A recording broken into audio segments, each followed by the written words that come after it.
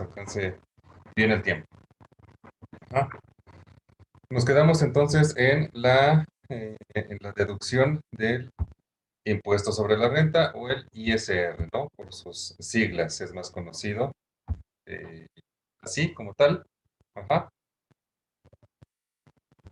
El ISR, que es un impuesto. ¿Sale? ¿Ya pueden ver nuevamente la presentación? Sí, profe. Ok, entonces, decíamos que el ISR es un impuesto, ¿no? Todas las personas que obtienen una ganancia por alguna actividad económica en nuestro país tienen que pagar ese impuesto. Y aquí nos dice precisamente que de acuerdo a la ley del ISR, estas son las personas que están obligadas a pagar este impuesto, ¿vale?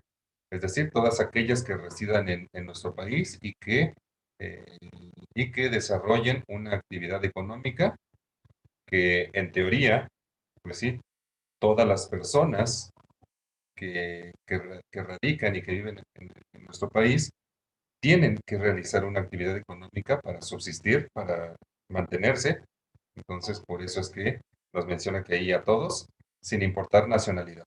¿Vale? Siempre y cuando vivan en México y realicen una actividad económica, tienen que pagar. ¿Vale? También aquellas que radiquen en el extranjero con un establecimiento en el país.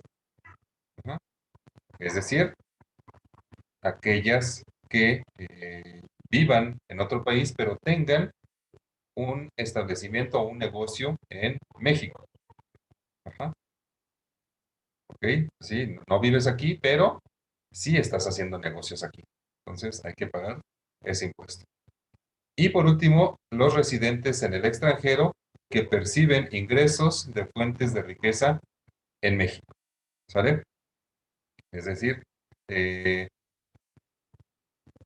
eh, perdón, esta es la de que vives afuera, pero eh, recibes ingresos por fuentes de trabajo que tú estás realizando en nuestro país. ¿Sale? Es decir, una cosa es que tú tengas un negocio, ajá, es decir, no sé, tal vez tú tengas una empresa y otra que trabajes como empleado de alguna empresa en México. Ajá. Entonces, ok, el negocio no es tuyo, tú eres empleado de esa empresa, pero esa empresa opera en México y por lo tanto, aunque tú no vivas aquí, sí tienes que pagar ese impuesto. Ajá. Ok, entonces esas son las personas que deben pagar el, el ISR, ¿sale? ¿Cuáles son las actividades que están sujetas al pago de este impuesto? Bueno, pues aquí nos dice, ¿no? Que casi todos los ingresos se les tiene que restar el impuesto. Ajá. Es decir, a la mayoría de de, de las actividades o de las eh, relaciones comerciales o económicas que se den en nuestro país, tienen que pagar. Ajá. Es decir, por salarios percibidos, cualquier persona que trabaja y que recibe un salario tiene que pagar una parte proporcional de ese impuesto. ¿Sí? Si nosotros arrendamos o rentamos alguna casa, alguna bodega, algún terreno, pues hay que pagar ese impuesto, ¿no? Lo mismo si queremos construir o vender, de igual manera, ¿vale? Se tiene que pagar ese impuesto sobre la renta. ¿Qué otra? Actividades artísticas, deportivas o espectáculos públicos también tienen que pagar el ISR. Aquellos ingresos por comercialización y o fabricación, ¿no? Es decir, eh, vamos a poner un ejemplo, Walmart, que comercializa, ajá, no fabrica nada, pero sí lo comercializa, entonces paga el ISR, y obviamente empresas que fabrican, Bimbo, ¿no? Fabrica su producto, también tiene que pagar ese impuesto. Y también hay que pagar un impuesto sobre la renta si es que nos ganamos algún premio, ¿vale?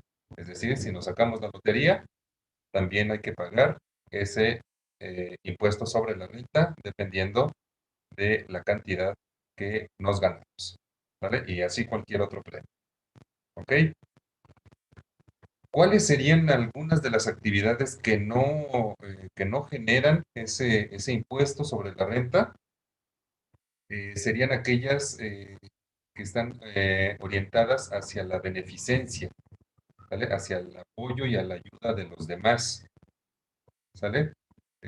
Si bien es cierto, ese tipo de asociaciones civiles, de fundaciones, de fideicomisos, no tienen ingresos directamente, ¿no? Por esa actividad. Entonces, si no hay un ingreso económico, pues no hay que pagar nada, ¿no? O sea, la actividad que se hace es simplemente por ayudar. Pero sí están sujetos, por ejemplo, a que los patrocinen, ¿no? Si una fundación es famosa, pues obviamente va a tener patrocinadores, donaciones. Entonces, todo ese dinero que se genere eh, a través de esos medios, pero obviamente como la empresa o la asociación es de ayuda, no va a generar impuestos, ¿vale? Entonces ahí hay cierta condonación o cierto beneficio por el caso de este tipo de empresas. Bien, otra de las deducciones que también es, es fija y siempre va a aplicar son las aportaciones de seguridad social. Ajá. Obviamente, todos los trabajadores que trabajen en una nómina tienen que estar eh, registrados o afiliados, perdón, a una seguridad social, ¿sale? La cual no es gratis. ¿Por qué? Porque la tiene que estar pagando. Una parte la paga el trabajador, otra parte la paga el patrón y otra parte la paga el mismo gobierno, ¿no? A través del Seguro Social o a través de la institución. Porque hay varias, ¿no? Hay el ISSSTE, está el IMSS, está el ISEMIM, etcétera, etcétera. Eh, entonces, la parte proporcional que le toca pagar al trabajador, pues sí, siempre se la van a estar descontando de su salario. Entonces, esa es otra deducción, ¿sale? ¿Cuáles son algunos de los servicios que incluye esa seguridad social? Pues aquí tenemos, ¿no? Atender enfermedades por maternidad, invalidez, guarderías, riesgos de trabajo, pensiones, ajá, y sus beneficiarios para el retiro, o cesantía en edad avanzada y vejez, es decir, retiros y ya no poder laborar por alguna de estas razones, ¿no? Por edad avanzada o por vejez, ¿sale? Entonces, esa es otra de las deducciones que siempre van a estar presentes en la nómina. Y por último tenemos deducciones que son relativas a otras prestaciones. Ajá. Eh, es decir, algunas de ellas pueden ser descuentos definitivos y otras pueden ser descuentos que en el futuro van a ser retribuidos. Ajá. Tal vez en el momento, en la nómina de cada quincena, pues sí, te lo descuentan, no te lo están pagando. Pero puede ser como por ejemplo el primero, ¿no? El fondo de ahorro o caja de ahorro, que cuando tú te vayas de la empresa, puedes retirar ese dinero. Es precisamente eso, un ahorro que tú estás realizando y que el patrón o la empresa para la cual trabajas te está guardando ese dinero. Ajá. Ese fondo de ahorro no solo aporta el trabajador, también aporta el patrón, ¿sale? Entonces ahí es un ahorro doble. Ajá. Otras prestaciones, bueno, puede ser préstamos, ¿no? Esa es una prestación. Pues sí, yo solicité un préstamo a mi empresa, bueno, pues me lo están cobrando cada quincena, ¿sale? Y pueden ser otras deducciones que estén relacionadas a diversos trámites, ¿no? Como puede ser pensión alimenticia, ya lo mencionábamos hace rato, ¿sí?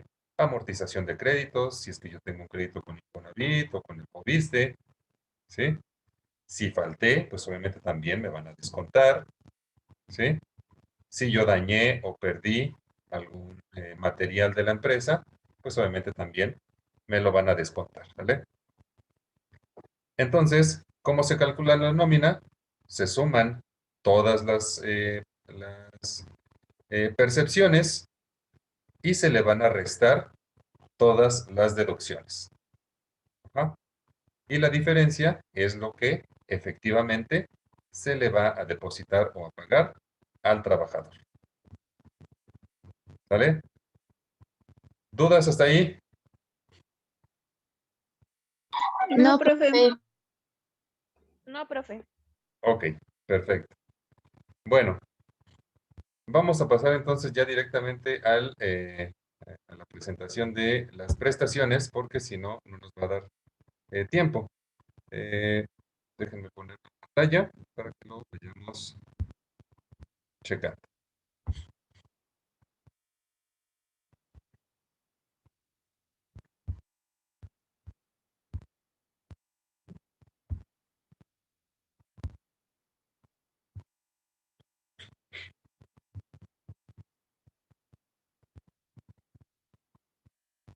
¿Ya pueden ver la presentación?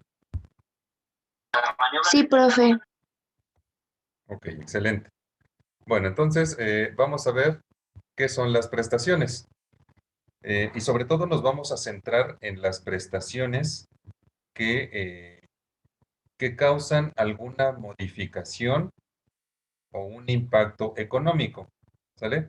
Porque ahorita vamos a ver, las prestaciones no solo son en efectivo o en dinero, también pueden ser en especie, ¿sale? Entonces, prestaciones hay varias. Todas las prestaciones de ley son muchas, ¿sí? Pero nosotros nos vamos a centrar, repito, en aquellas que se ven reflejadas en dinero y que por ende pueden llegar a modificar la nómina, pueden llegar a modificar, o más bien, no pueden llegar, seguramente, y modifican el, la nómina, ¿no? El dinero que se le va a pagar al trabajador, ¿sale? Entonces, vamos a ver de qué se trata. ¿Quién nos ayuda a leer la primera diapositiva, por favor? Yo, profe. ¿Sí? Dice, se entiende por prestaciones al incentivo que otorga una empresa a sus empleados con el propósito de motivar a la nómina un sentido de pertenencia por la empresa u organización, protegiendo al mismo empleado el riesgo, empleado de riesgo imprevistos y ayudando en la mejora de calidad de vida personal, social y familiar. Estas son las divisiones al sueldo o salario de cada empleado, cancelado por los empleadores en dinero o especie. Ok, perfecto, Brisa, gracias. Bien, ¿qué es una prestación? Bueno, aquí nos dice que las prestaciones son incentivos, ¿vale? Son incentivos que permiten a las empresas lograr que sus trabajadores se encuentren más motivados, se sientan más a gusto, se comprometan con la empresa y con todas sus actividades, y con esto, evidentemente, obtener mejores resultados en productividad por parte de la empresa, ¿sí? Estas prestaciones no, eh, no es un total regalo, ¿no? Por parte de las empresas. Eh, para empezar, pues hay prestaciones de ley, es decir, que la ley obliga a las empresas a otorgar estas prestaciones, pero también es cierto que las empresas se dan cuenta que, que efectivamente es un buen incentivo y que hay empresas que otorgan prestaciones superiores a las de la ley. Ajá. Entonces, eso es una prestación, no todas, ¿sale? Eh, Como quien nos dice el último, no todas son entregadas en dinero, también puede haber en especie, pero principalmente eso es lo que busca, ¿sale? Motivar al trabajador para que se desempeñe de mejor forma en el trabajo.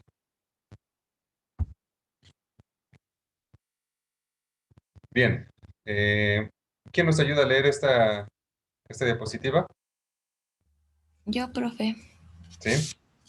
Prestaciones son las aportaciones financieras en las que la organización incrementa indirectamente el monto que por concepto de salario percibe el trabajador. En otras palabras, son aquellos elementos que en forma adicional al salario nominal recibe el trabajador en metálico o en especie y que van a presentar un ingreso o el ahorro de un gasto que de otra manera él hubiera tenido o se hubiese visto obligado a realizar. Perfecto, Ale, gracias. Eh, Aquí nos da otra definición de prestaciones, ¿sí? Nos dice que estas prestaciones van a ser aportaciones financieras. Ajá. Aportaciones financieras que la empresa va a realizar al trabajador para que incremente directamente eh, el salario, el monto que realmente se le va a depositar, ¿sí? Eh, es cierto, ¿no? Como también ahí nos menciona, no todas las prestaciones son en dinero, son en efectivo, hay en especie, ¿sale? Pero sí tienen un impacto económico. Aunque sean en especie, tienen un impacto económico. ¿Por qué? Porque a lo mejor, si me dan, no sé, una despensa, pues eso me va a generar que no tenga que gastar dinero en comprar más despensa, ¿vale? ¿Por qué? Porque ya me la dio la empresa. Entonces, del dinero que me va a depositar, ya lo puedo destinar a otros fines. Ajá. Entonces, en dinero o no, o en especie, pero sí tienen un impacto en el ingreso del trabajador. Bien, ¿cuál es el objetivo principal de las prestaciones? Bueno, ya creo que ya lo mencionamos, ¿no? Eh, es una, es un incentivo eh, que, visto desde el punto de vista de la prestación, es decir, del concepto como tal, lo que quiere es brindar un beneficio adicional al salario del trabajador, ¿vale? Que el trabajador se vea beneficiado en más aspectos, no solo en la parte económica, sino en los aspectos familiar, en el aspecto educativo, en el aspecto de la salud, en el aspecto familiar. Ajá. ¿Por qué? Porque algunas prestaciones también son aplicables para los familiares directos del trabajador, ¿vale? Entonces, una prestación, eso es lo que quiere, brindarle un beneficio extra al trabajador adicional a su salario. Ajá. Eh, ok, aquí tenemos algunos objetivos de las prestaciones, pero eh, vistos desde el punto de vista de la empresa. Ajá. Es decir, ¿en qué benefician las prestaciones a la empresa? ¿Sí? Nos dice que, entre otras, mejorar la satisfacción de los empleados. Un empleado que tiene muchas prestaciones, que siempre se le pagan, siempre se le entregan puntualmente, va a estar más satisfecho, va a estar más a gusto en ese trabajo, no se va a querer cambiar. Incluso si hay prestaciones superiores a las de ley, pues con mayor razón, se va a querer quedar ahí, va a estar satisfecho con ese empleo. ¿Vale? Ya lo decíamos, buscan también satisfacer necesidades de salud y de seguridad, ¿sí? No solo en materia económica directa, sino, bueno, yo estoy con mi trabajo, con esta prestación, puedo estar hasta cierto punto tranquilo de que si me enfermo o si algún familiar se enferma, pues tengo cubierto esa parte. Ajá, no hay tanto problema. También sirven para atraer y para motivar a los empleados. Eh, para aquellos que hemos visto el aviso oportuno en algún momento, pues es una de la información que precisamente resaltan las empresas, ¿no? Prestaciones de ley o prestaciones superiores a las de ley. ¿Ah? Y hay algunos que le ponen prestaciones superiores de ley a partir del primer día, porque hay otras empresas que no las entregan desde el primer día. ¿Ah? Entonces, es una forma de atraer a trabajadores y, por supuesto, de motivarlos, ¿no? De que se sientan comprometidos con la empresa y entreguen mejores números.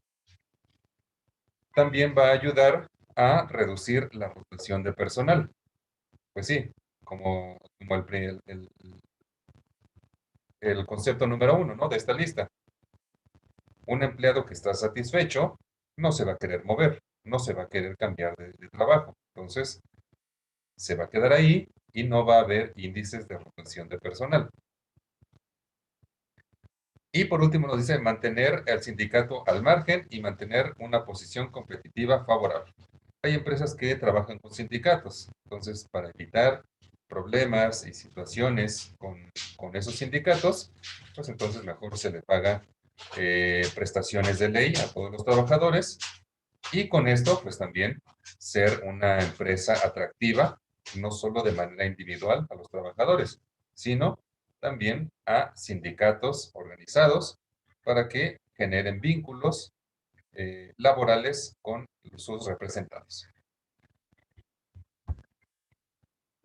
Ok, hasta ahí vamos bien con los conceptos iniciales de prestaciones. Sí, profe. Sí, profe. Perfecto. Como les decía, nosotros nos vamos a centrar en aquellas prestaciones de ley, por supuesto, pero también aquellas que tienen un impacto económico o que se entregan de manera económica. ¿Sale? Las prestaciones de ley son aquellas prestaciones mínimas y obligatorias que en la Ley Federal del Trabajo, que es el documento que rige todas las relaciones laborales en nuestro país, es el documento más importante, ¿sí? Nos dice que deben ser entregadas a todos los trabajadores, ¿vale? Y la empresa o el patrón está obligado a otorgarlas. No hay de que se me olvidó, que no lo quiero hacer. No, a fuerza deben entregarlas, ¿vale? ¿Cuáles son algunas de ellas? Bueno, nos dice que aquí tenemos las prestaciones de ley en México, repito, no son todas, ¿vale? Pero sí son las que tienen un impacto económico en el salario o en las percepciones del trabajador, ¿sí? La jornada de trabajo, ajá, los descansos, las vacaciones, prima vacacional, aguinaldo, capacitaciones y reparto de utilidades, ¿vale? Vamos a ver a grandes rasgos a qué se refiere cada una de ellas. Voy a hacer un poquito más grande, porque no se ve mucho. Bien, primero tenemos la jornada de trabajo, ¿sí? Según la Ley Federal de Trabajo en nuestro país, una jornada de trabajo debe ser máximo de 8 horas, ¿sale? Siempre y cuando esa jornada de trabajo sea diurna, es decir, durante el día. Ajá. ¿Cuál es el horario de esa jornada diurna? Entre las 6 de la mañana y las 8 de la noche. ¿Vale? Siempre y cuando nuestro horario de trabajo esté entre esas horas, máximo debo trabajar 8 horas. ¿Vale? Pero si yo tengo una jornada nocturna, es decir, de las 8 de la noche a las 6 de la mañana del otro día, entonces, por mucho, puedo trabajar 7 horas diarias. ¿Sale? Y también hay una jornada mixta. ¿Sale? La jornada mixta es aquella que va a estar compuesta por horarios que componen tanto la jornada diurna como la nocturna. ¿Sale? Y si yo trabajo en una jornada mixta, entonces máximo puedo trabajar 7 horas y media al día. ¿Sale? Esto en una jornada laboral normal. Ajá. En teoría, como aquí nos indica, la jornada de trabajo se debe establecer desde la firma del contrato y no se puede modificar a gusto ni a disposición de nadie. Ajá. Es decir, luego escuchamos, ¿no? Que en las empresas este, dicen, los trabajadores dicen, no, es que ahora me estoy rolando turnos, ahorita me va a tocar en la noche, pero para la semana que entra ya estoy en el día. No, eso legalmente no se puede hacer, ¿sale? Para cambiar la jornada de trabajo, tengo que firmar un contrato nuevo, ¿sale? Por supuesto que eso es, como decíamos, ¿no? En teoría, porque en la práctica sí se dan estos movimientos, pero las empresas lo disfrazan muy bien. Ajá. La empresa no te puede obligar. Si tú dices no, ¿sabes qué? No voy a rolar turnos porque en mi contrato dice que no. Ok, está bien, no los roles. Pero entonces empieza a checar otras situaciones hasta encontrar algo para que tú te veas obligado y que aceptes por tu propia voluntad el rolar los turnos. Ajá. Entonces, de esta manera las empresas pues disfrazan un poco esta situación, ¿no? Y obviamente, eh, si el trabajador está de acuerdo en rolar los turnos, pues ahí sí ya la ley no puede hacer nada. ¿Por qué? Porque el trabajador así quiere trabajar, ¿no? Ok, entonces esa es la jornada de trabajo, ¿sí? Eh, Otra prestación de ley son los descansos, ¿sí? La ley dice eh, que en jornadas que son continuas, el trabajador debe tener por lo menos media hora de descanso con goce de salario. Es decir, si mi jornada es de 8 horas, yo tengo que trabajar 7 horas y media hora puedo descansar.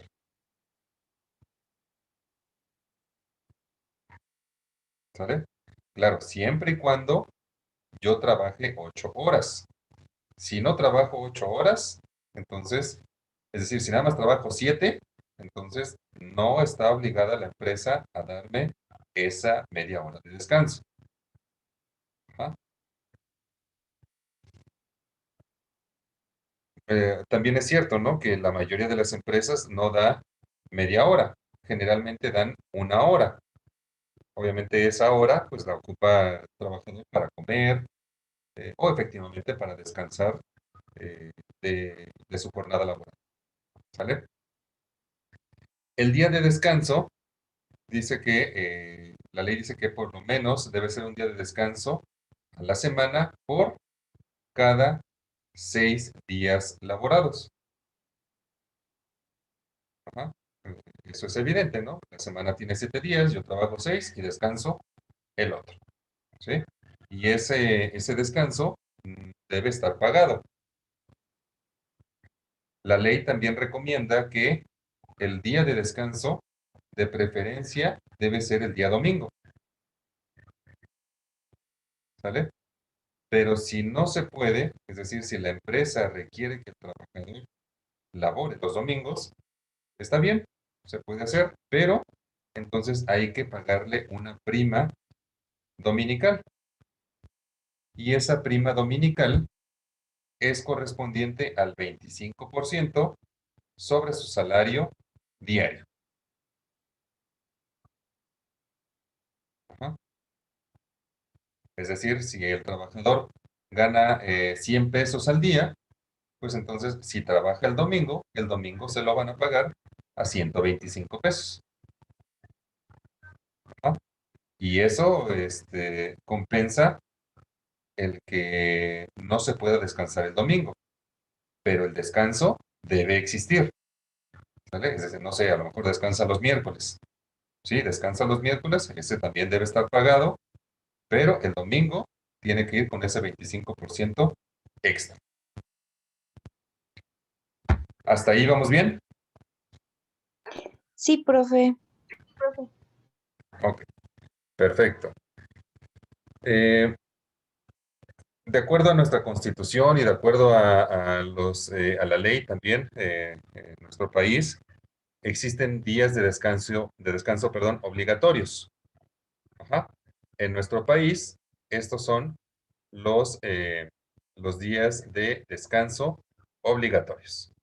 Ajá. Eh, el 1 de enero, ¿sale? Un lunes anterior al 5 de febrero, un lunes anterior al 21 de marzo, el 1 de mayo, el 16 de septiembre, el lunes anterior al 20 de noviembre, el 25 de diciembre y aquellos días que las leyes federales y locales electorales dictaminen como tal. Es decir, en aquellos días en los que haya elecciones, también es un día de descanso obligatorio. Ajá. Así como el 1 de diciembre de cada 6 años, cuando se hace el cambio del poder federal, cuando hay cambio de presidente del país. También es un día de descanso obligatorio. ¿Sale? Ok. Ok, no viene esa información. Bueno, son descansos obligatorios, pero también ya la ley permite negociarlos. Es decir, hay empresas hoy en día que abren todos los días, ¿no? Que no descansan ninguno solo. Ajá. Y por ende necesitan trabajadores para que atiendan a sus clientes. ¿Sí? Entonces, se puede negociar. Si la empresa requiere que tú trabajes alguno de estos días que aquí se mencionan, entonces te lo van a tener que pagar al doble. ¿Sale? Es decir, si un trabajador gana 100 pesos al día, el 1 de enero, si tiene que ir a trabajar, se lo van a pagar a 200 pesos. Y eso se puede ir añadiendo si, por ejemplo, el 1 de enero es domingo. Ajá. Entonces, además de pagarse al doble, se tiene que pagar esa prima dominical del 25%. ¿Sale? Entonces, ahí para tener esa información también en consideración. ¿Sale? La siguiente prestación es la de las vacaciones. ¿Sí? La ley dice que por cada año laborado, por cada 365 días laborados, el trabajador tiene derecho a gozar de 6 días de vacaciones. Ajá. Es decir, ya cumplí un año trabajando, entonces me corresponden vacaciones de 6 días. Generalmente las empresas le adicionan, ¿no? Bueno, son 6 días que le tocan de descanso, pero pues le damos de una vez su descanso, su día de descanso por la semana que se supuestamente trabajó. Entonces, se les da la semana completa, ¿no? Los 7 días. Eso, evidentemente, en el primer año. ¿Por qué? Porque los días de vacaciones van aumentando. Ajá. Van a ir aumentando conforme vaya generando más antigüedad esa persona en el trabajo. ¿Sale? Adicional a esos días de descanso, también el trabajador tiene que recibir una prima vacacional, es decir, una suma en dinero, en efectivo, que corresponde al 25% sobre el salario que dure su periodo de vacaciones. Es decir, si el trabajador gana 100 pesos al día y le tocan 6 días de vacaciones, pues entonces serían 600 pesos. 600 pesos, hay que calcularle el 25% y esa es su prima vacacional. Ajá. El 25%, ¿sí? Que serían 25 por 6, 125 pesos, ¿no?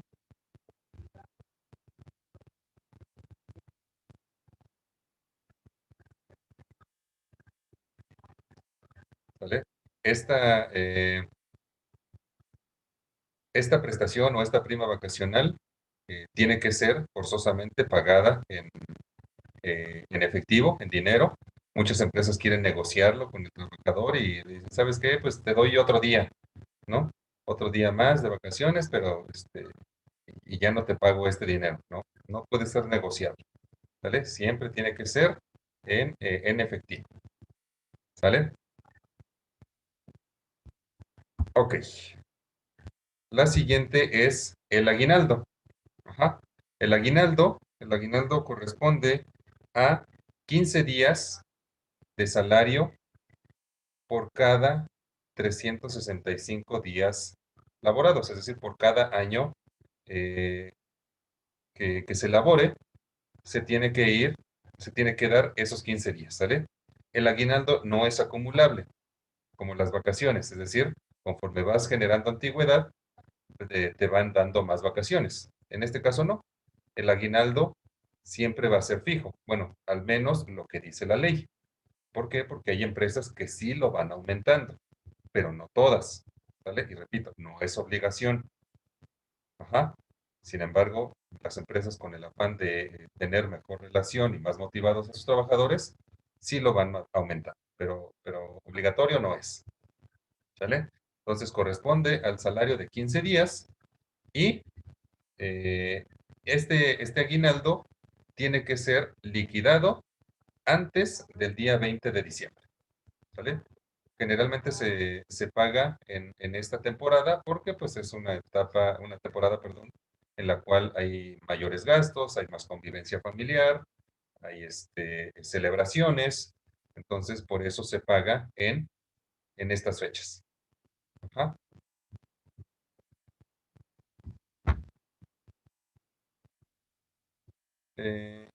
Ok, capacitación y reporte de utilidades. Ok, bueno, ya se nos terminó la clase. Todavía vamos a continuar con este tema la siguiente semana, ¿sale? Ahí vamos a ir esclareciendo todas las dudas y obviamente ya empezaremos a ver los ejemplos de cálculos de nómina, ¿sale? No sé si tengan alguna duda, pregunta hasta el momento. No, profe, todo bien. No, profe, gracias. No, profe, gracias. Perfecto, no, pues al contrario, muchas gracias a ustedes. Entonces, por mi parte sería todo.